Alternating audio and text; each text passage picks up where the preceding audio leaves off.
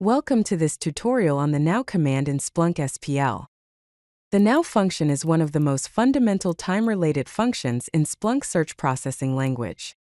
It provides a simple yet powerful way to work with current timestamps in your search queries and data analysis tasks.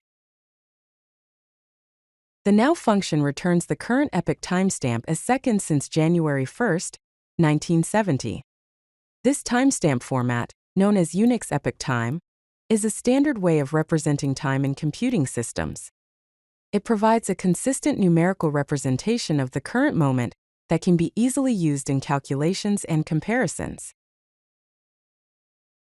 The syntax for the now function is incredibly straightforward. You simply write now with opening and closing parentheses. No parameters are required inside the parentheses.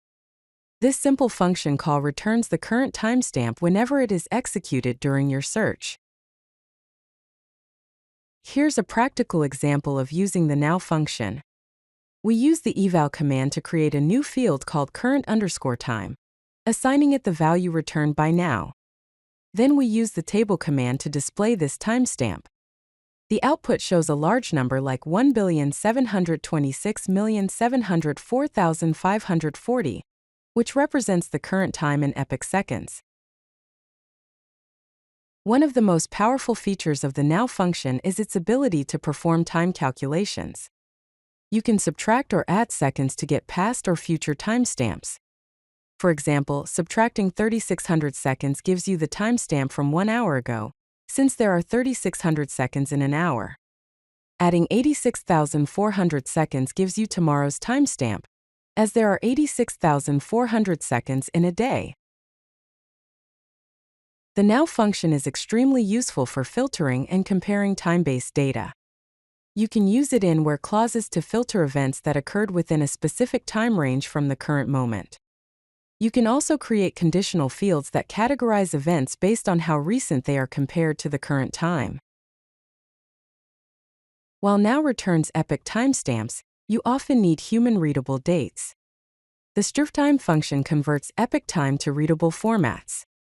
By combining now with strftime and format codes like %y for year, %m for month, %d for day, and %h:\m%s for hours, minutes, and seconds, you get nicely formatted timestamps like 2024-09-1901:49:00. The now function has many practical applications in Splunk.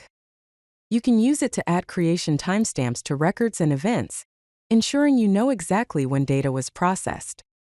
It's also invaluable for creating time windows, allowing you to filter data within specific periods from the current time.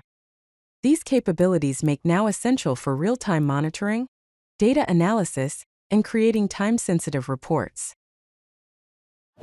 If you like this video, hit that like button and don't forget to subscribe. Visit CodeLucky.com for more such useful content.